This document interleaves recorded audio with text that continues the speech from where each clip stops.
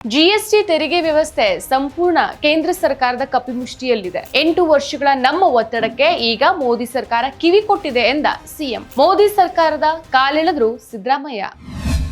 ನಮಸ್ಕಾರ, ಈ ದಿನಕ್ಕೆ ಸ್ವಾಗತ. ನಾನು ಜಿಎಂ ಪವಿತ್ರ. ಸೆಪ್ಟೆಂಬರ್ 3ಕ್ಕೆ ನಡೆದಂತಹ ಜಿಎಸ್ಟಿ ಮಂಡಳಿಯ 56ನೇ ಸಭೆಯಲ್ಲಿ ಕೇಂದ್ರ ಹಣಕಾಸು ಸಚಿವೆ ನಿರ್ಮಲಾ ಸೀತಾರಾಮನ್ ಅವರು ಮುಂದಿನ ಪೀಳಿಗೆಯ ಜಿಎಸ್ಟಿ ಪರಿಷ್ಕರಣೆ ನಿರ್ಧಾರವನ್ನ ಘೋಷಿಸಿದ್ರು. ಹಾಲಿ ಇರುವಂತಹ 5%, 12%, 8%, 28% ತೆರಿಗೆ ಬದಲಿಗೆ 2 ಸ್ಲ್ಯಾಬ್ಗಳಿಗೆ ಅಂದ್ರೆ 5 ಹಾಗೂ 18%ಗೆ ಇಳಿಕೆ ಮಾಡಿದ್ರು. 12% ವ್ಯಾಪ್ತಿಯಲ್ಲಿ ಇರುವಂತಹ ಎಲ್ಲಾ ವಸ್ತುಗಳು 5%ಕ್ಕೆ ಇಳಿಕೆ ಹಾಗೂ 28%ರಲ್ಲಿರುವಂತಹ ಎಲ್ಲಾ ವಸ್ತುಗಳ ತೆರಿಗೆಯನ್ನು 18%ಕ್ಕೆ ಇಳಿಸೋಕೆ ತೀರ್ಮಾನಿಸಲಾಗಿದೆ. ಸೊ ಈ ವಿಷಯಕ್ಕೆ ಸಂಬಂಧಿಸಿದಂತೆ ಮುಖ್ಯಮಂತ್ರಿ ಸಿದ್ದರಾಮಯ್ಯ ಪತ್ರಿಕಾ ಪ್ರಕಟಣೆಯನ್ನು ಹೊರಡಿಸಿದ್ದಾರೆ. ತೆರಿಗೆದಾರ, ಜನತೆ ಮತ್ತು ವ್ಯಾಪಾರಿ ವರ್ಗದ ಮೇಲಿನ ಆರ್ಥಿಕ ಭಾರ ಮತ್ತು ಅನುಷ್ಠಾನದ ಜಂಜಾಟವನ್ನು ತಗ್ಗಿಸೋಕೆ ಅತ್ಯಗತ್ಯವಾದ ತೆರಿಗೆ ಸುಧಾರಣೆಯನ್ನ ಜಾರಿಗೆ ತರುವ ಸರಕು ಸೇವಾ ತೆರಿಗೆ ಜಿಎಸ್ಟಿ ಮಂಡಳಿಯ ನಿರ್ಧಾರವನ್ನ ಮುಖ್ಯಮಂತ್ರಿ ಸಿದ್ದರಾಮಯ್ಯ ಸ್ವಾಗತಿಸಿ ನಂತರ ಮೋದಿ ಸರ್ಕಾರವನ್ನ ಕುಟುಕಿದ್ದಾರೆ. ತೆರಿಗೆದಾರ, ಜನತೆ ಮತ್ತು ವ್ಯಾಪಾರಿ ವರ್ಗದ ಮೇಲಿನ ಆರ್ಥಿಕ ಭಾರ ಮತ್ತು ಅನುಷ್ಠಾನದ ಜಂಜಾಟವನ್ನು ತಗ್ಗಿಸೋಕೆ ಅತ್ಯಗತ್ಯವಾಗಿದ್ದ ತೆರಿಗೆ ಸುಧಾರಣೆಯನ್ನ ಜಾರಿಗೆ ತರುವ ಸರಕು ಸೇವಾ ತೆರಿಗೆ ಮಂಡಳಿಯ ನಿರ್ಧಾರವನ್ನ ನಾವು ಸ್ವಾಗತಿಸ್ತೇವೆ. ಇದು ನರೇಂದ್ರ ಮೋದಿ ಸರ್ಕಾರದ ಹೊಸ ಆವಿಷ್ಕಾರ ಏನೂ ಅಲ್ಲ. ಅತ್ಯಂತ ಅವಸರದಲ್ಲಿ ಎನ್ಡಿಎ ಸರ್ಕಾರ 2017ರಲ್ಲಿ ದೋಷಪೂರ್ಣ ಜಿಎಸ್ಟಿಯನ್ನು ಜಾರಿಗೊಳಿಸಿದಾಗಲೇ ಲೋಕಸಭೆ ವಿಪಕ್ಷ ನಾಯಕರಾದಂತಹ ರಾಹುಲ್ ಗಾಂಧಿ ಮತ್ತು ವಿರೋಧ ಪಕ್ಷಗಳ ನಾಯಕರು ಜಿಎಸ್ಟಿಗೆ ಮಾಡಲೇಬೇಕಾಗಿದ್ದ ಸುಧಾರಣೆಗಾಗಿ ಒತ್ತಾಯಿಸಿದ್ರು. ಇದು ನರೇಂದ್ರ ಮೋದಿ ಸರ್ಕಾರದ ಹೊಸ ಆವಿಷ್ಕಾರ ಏನೂ ಅಲ್ಲ. ಅತ್ಯಂತ ಅವಸರದಲ್ಲಿ ಎನ್ಡಿಎ ಸರ್ಕಾರ 2017ರಲ್ಲಿ ದೋಷಪೂರ್ಣ ಜಿಎಸ್ಟಿಯನ್ನ ಜಾರಿಗೊಳಿಸಿತ್ತು. ನನಗಿಷ್ಟ ನಂದಿನಿ ತುಪ್ಪ, ಶುದ್ಧ ತುಪ್ಪ ಅಂದ್ರೆ ನಂದಿನಿ.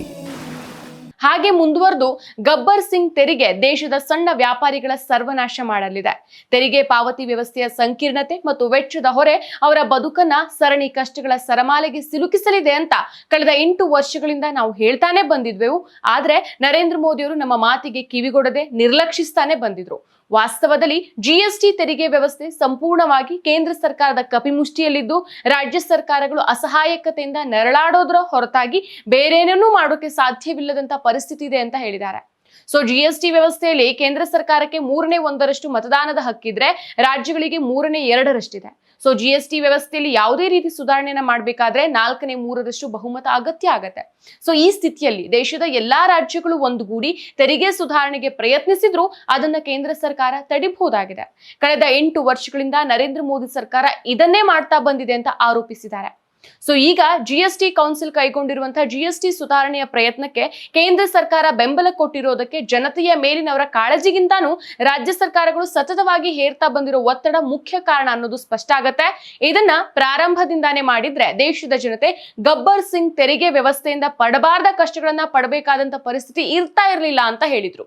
ಸೊ ಈಗ ಜಿಎಸ್ಟಿ ಸುಧಾರಣೆಯ ಲಾಭ ಬಳಕೆದಾರ ಜನಕ್ಕೆ ತಲುಪುವಂತೆ ಮಾಡೋದು ಕೇಂದ್ರ ಸರ್ಕಾರ ಮತ್ತು ಕೇಂದ್ರ ತೆರಿಗೆ ಮತ್ತು ಸುಂಕ ಮಂಡಳಿಯ ಜವಾಬ್ದಾರಿಯಾಗಿದೆ.